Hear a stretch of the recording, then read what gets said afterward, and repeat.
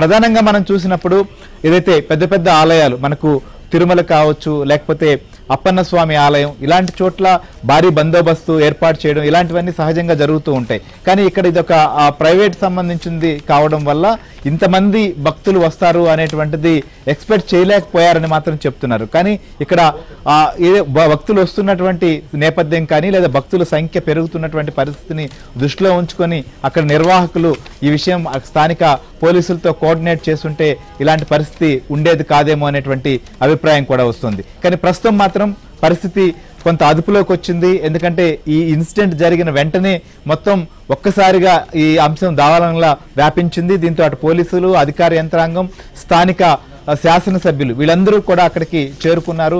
క్షతగాత్రులందరినీ కూడా పలాసకు ఆసుపత్రికి, అంటే ఇదంతా కూడా సమీపంలోనే ఉంటాయి, పలాస ఆసుపత్రికి తరలించినటువంటి పరిస్థితి. సో మొత్తానికి ఇక్కడ ఒక సాధారణ